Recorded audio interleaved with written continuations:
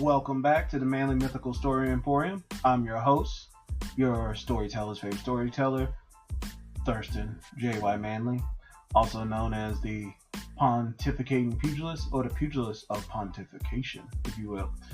Today's episode, the theme will be Changed Future. Changed Future or Changed Future is the theme for today, and I have two stories. First story is Beowulf to Polygamy. Beowulf to Polygamy and Hot Stitch. So Beowulf to Polygamy and Hot Stitch is two stories today, and I'd like to thank all my listeners out there. I've been getting some good feedback and I appreciate it. If you would like to go to the link that is on my Instagram, which is Manly Mythical Story, or send it to the email manlystory@gmail for story ideas, and also the Twitter Manly Story Pod, and I think that's it, and Facebook Manly Mythical Story Emporium. Go there. There's a link there where you can click support the podcast, make a one-time donation, or make a multiple-time donation. So just read the fine print and see if you want to do multiple. One time, I appreciate it all. That helps keep the podcast going because we do this on the side, and I appreciate all the international listeners. Thank you guys for listening. I think it's one of the newer countries that we got listed was, we had Germany, but we got another city in Germany. So thank you for both of my German listeners for listening to the podcast, and Sweden, Switzerland, and the United Kingdom. Those are the European ones. And then we have some South American ones. Shout out to Curacao, Blue Curacao, as I call it. But the two stories today, first one, Beowulf to Polygamy, and the second story, Hot Stitch. The theme is Change Future, and these stories will deal with things that change the future. You know, times that maybe you had a paradigm shift. And those stories will begin right after this ad for Anchor. Thank you guys. Dig into it. Enjoy.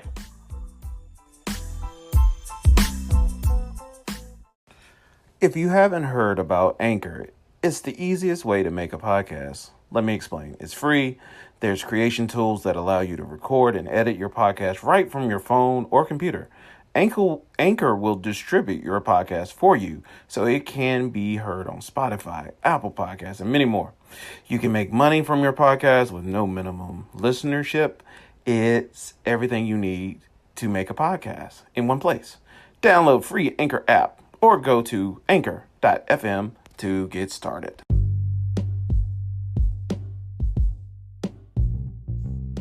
From Beowulf to Polygamy. Yes, Beowulf to Polygamy is one of the stories that just recently came to me because my English teacher, God bless, has recently passed, and I saw her name in the obituary, and it stuck out to me because her obituary came up in Greensboro, North Carolina, when I live an hour and a half away. But apparently she has been living up here, and her class was one of the things that really changed the course in my future, or definitely locked in one of the colleges that I was leaning towards. I had decided against certain colleges, as you can listen to in previous podcasts about how they treated people, but I really went to Guilford. One of the things that really made the top 10 was their English department and how they focused on writing skills. And that was because of this English class, From Beowulf to Polygamy. When I was in the class, we would discuss ancient literature, great books, and one of them was Beowulf. Now, the story of Beowulf dealt with Grendel. Grendel's monster, comes to the village, destroys everybody. I think he was like a half-beast thing that was impregnated by the king, so he's like this monster thing. Comes in, kills the village, and they needed to call in another village to come fight Grendel.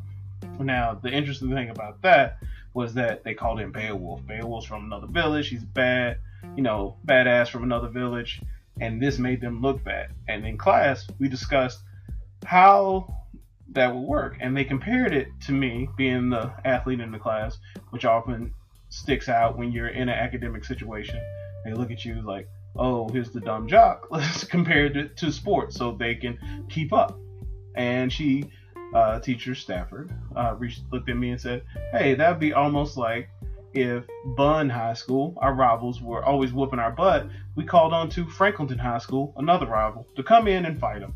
That would be a bad thing. And how he was so braggadocious, and that's so different than now. And we got in this discussion where she asked everybody in the class, what do you think about that? Heroes aren't like that now. We think of Peyton Manning being more soft-spoken and not outgoing and, so boisterous and all that bravado, and selling himself as I'm the greatest of all time. Nobody wants to listen to that. They want subtle heroes now. Those are the real heroes.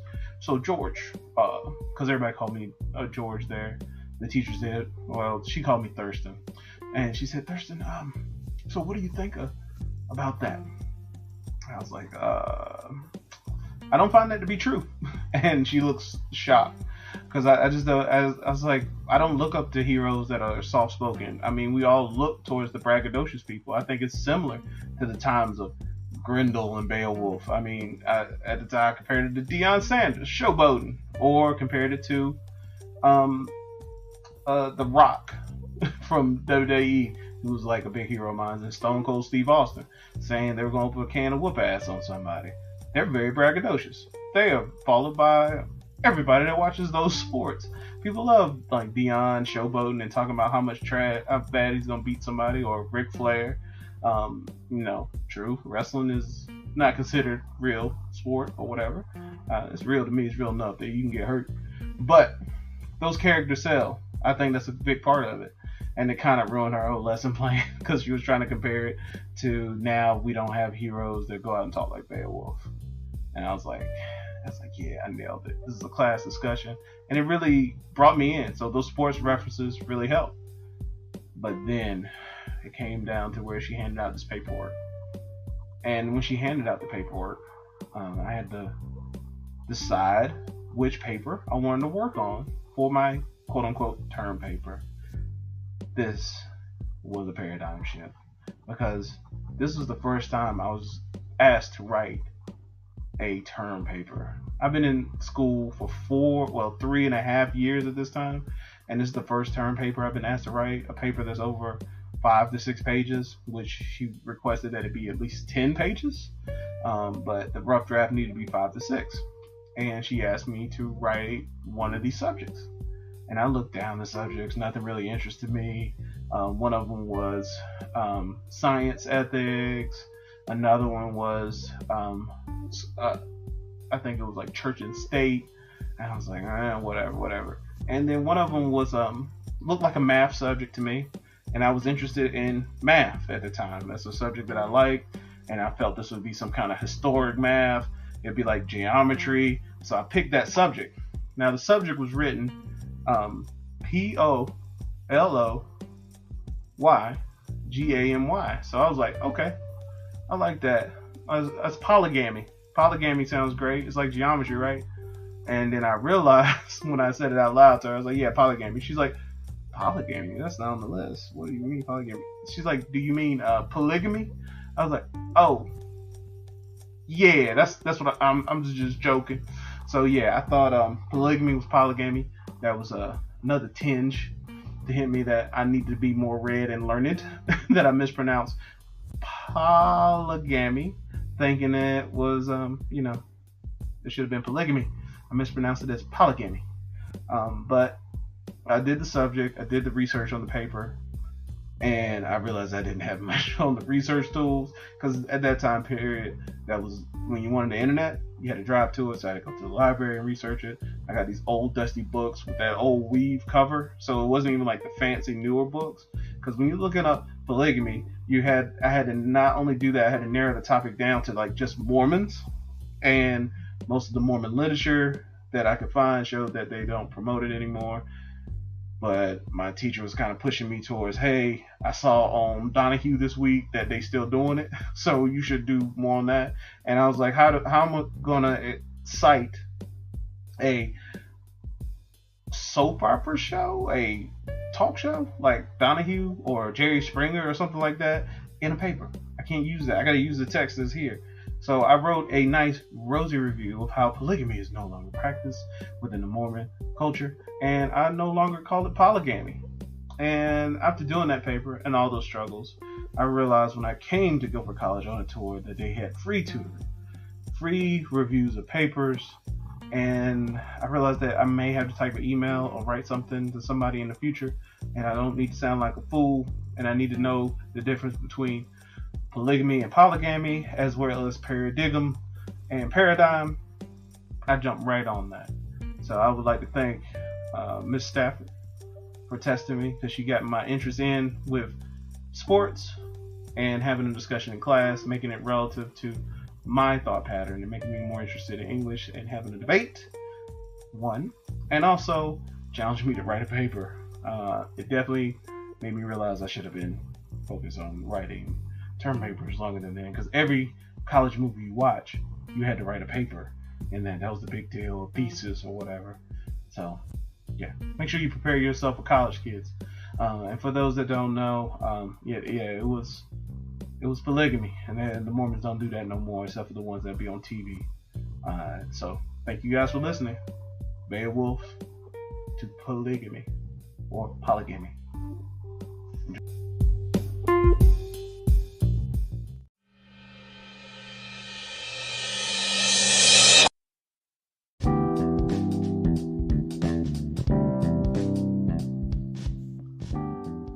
Hot stitch.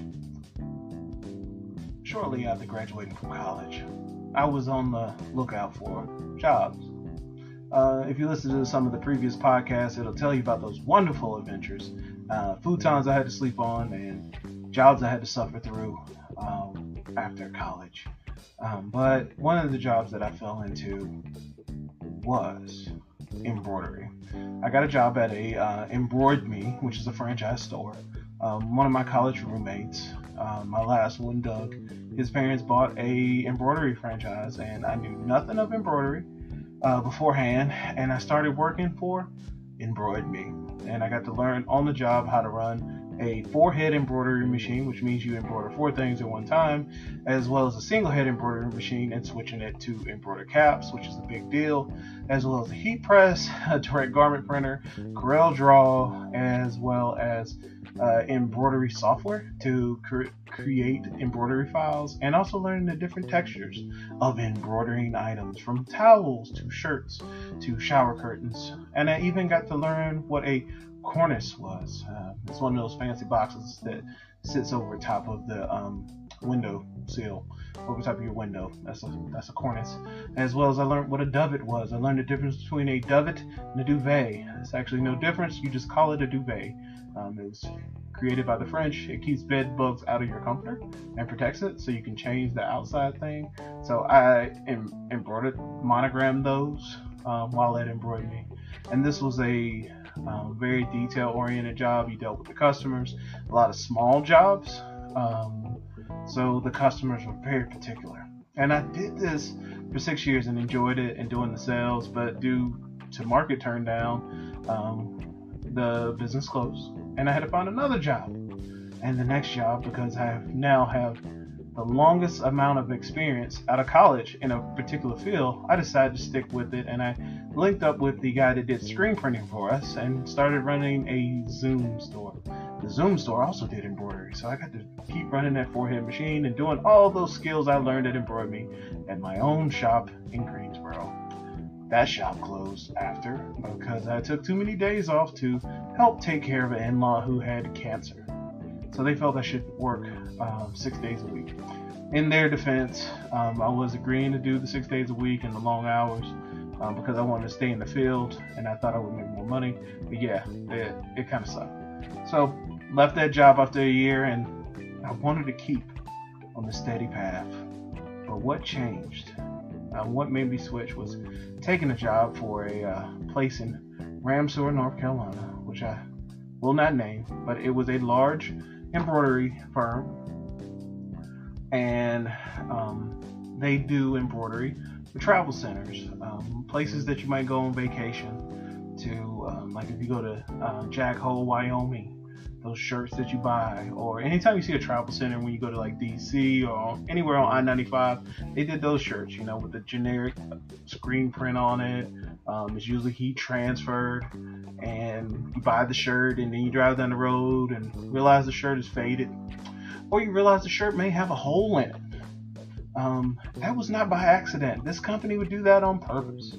And the reason they did that on purpose is because the store that was selling you the shirts would ask for those on purpose to keep the cost low. They purposely bought third quality shirts.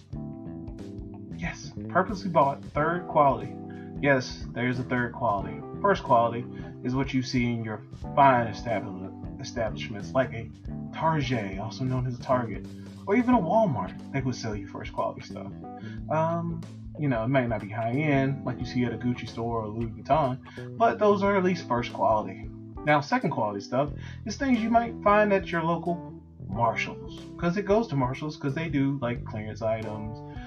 Some might be irregular, or some things just may be overstocked. You'll get lucky. It's hit or miss. Those are second quality. You might notice they're second quality because they have a little cut in the tag. But sometimes, oh yes, sometimes there's third quality items. That is what we're talking about, third quality. And instead of cutting the tag in a vertical fashion, they'll cut it horizontally. And when it's cut horizontally, that means it's third quality, so it probably has a hole in it. Not just discolored, but a hole. Or some hem or stitches absolutely falling off. So you're gonna know it's not worth wearing shortly thereafter. And companies knew that you could buy these third quality items from a big company, maybe like a Gildan or a Hanes, and then you sell those third quality items. And sometimes you might ship them overseas, like if they're misprinted or something like that. But this company would purposely buy these third quality shirts with the holes and print fancy high dollar designs on them, and then sell them to these travel centers where you can buy a shirt, you leave, you're not coming back to return it because it just says Maryland on it or something, and you're not going to go back to return it. So that's what they did on purpose. Now, while working there, it was considerably different than my previous experiences of working in an environment where there was like air conditioning, or most of the people spoke the same language. So I took this job and drove a long way, and it was really suffering because not only did I have to drive a long way, but gas at that time, due to the government downturn and how the economy was doing, gas was $5 a gallon. Yes, I was paying $5 a gallon for gas to drive down a very long way. And I just had this pivotal moment on top of driving down there and scraping together money to have lunch, that I was realizing I was eating lunch out of a snack machine. And one of the guys that kept up the building, which was like a janitor guy, good old boy, wore one of those trucker hats that was red, and it had like the bright leaf tobacco or bright leaf hot dogs on the front of it. And he came to me with that big red foam hat with the trucker back and plaid shirt and chain belt and tobacco in his mouth, and asked me, how is it going? And I told him it's going pretty rough. I'm eating lunch out of a vending machine right now, like a sandwich, and I drove a long way down here. He's like, well, for the money you're probably getting, which was decent. It was more than I was making in the other two jobs, but driving down there with $5 a gallon, it was not decent. He said, you should get a job down here. I have a couple of trailers on my property that I rent out to some of the workers, and you can move on down. We'll work out something a month. And he said the rent was going to be around $375, $400 a month, 3-bedroom trailer on the property. And then I realized I have a college degree, almost 10 years of experience in the field of embroidery and screen printing, and I was going to be staying in a basically an immigrant migrant community, almost like a sharecropper on the field. I was like, yeah, this is not good, and it's hot. And they had just let go of somebody right before me who was talking big mess. He did embroidery and screen printing for, I think, the Black Eyed Peas and several rock groups in California, and he was also bilingual. So when he left, a lot of the other people that were Spanish speaking kind of were mad that he left. But the reason they hired me is because I could, in theory, spell a lot better than him because it's my first language, which I did because I was able to identify the states. I made fancy charts to help them know what state and what their abbreviation is, because you can mix up Arkansas and Alaska, or like a Mississippi and a Missouri, or Michigan, both start with M, maybe it has an I here, may have the S, we don't know. So I made a chart to help them know. So that went well. But the fact that I didn't speak Spanish, they didn't like that. And I was going to tough it out, even after getting offered to stay in a trailer on somebody's property that was obviously being a vulture of the workers there. I was like, well, they do pay me a decent amount of money, and it's working. We're making it. I'll try to suffer through so I can find another job. But the last straw, the reason my future completely changed, and decided to find a job with a bigger company, maybe even an insurance company, which I did, but a bigger company, maybe with something with benefits and air conditioning and like a water fountain that doesn't look like it's pumped crude oil like the Beverly Hillbillies when he was out there shooting at some geese or coons. I decided that I would want to get my check on time. Yeah, you heard me. It was the 4th of July, and the 4th of July that year fell on a weekend, kind of like what the Ghetto Boys were talking about Halloween. Halloween fell on the weekend. 4th of July fell on the weekend. It was going to be a Friday. So we should get our checks on Thursday. I've driven. I've pushed my dollar to the limit. And I worked. And it was getting later and later. They said, oh, you know what? You're going to have to get your check after the holiday because Sarah has left. She went to the beach. So she didn't bring the checks in for everybody today. She didn't process them. So this woman had decided to go on vacation and leave this whole company without getting their checks, and they wouldn't get paid till after the weekend. And not only the disrespect of not getting paid when I should get paid, but also the disrespect that was given to all the other employees, and they just took it, and I wasn't going to go with it. I was like, no, I need my money now. I've pushed like my last bit of dollars to get here to do what I'm supposed to do, but somebody else wants to take a vacation and just refuse to let us get our money. So I quit. Never went back. Called them the next couple days, and they mailed me my check. And the beautiful thing was, because of refusal to pay in North Carolina, I think they agreed to pay my unemployment, allegedly. I cannot recall. This part of the story may be fictitious, for legal reasons, but I definitely believe unemployment may or may not have been paid because of refusal to pay my salary on time and putting all that money out. So, and that point on, I knew that, I shouldn't have to call you to bring you my check, because you don't have to call me in the morning for me to come to work. And at that point, I pivoted my little self right to a corporate job. So keep that in mind. Know your worth, kings and queens out there. Thank you guys. That is a hot stitch, if you will. Stitch, like, embroidery stitch, as opposed to a hot, shh, or whatever. So thank you for listening, and enjoy the wrap up. Thank you.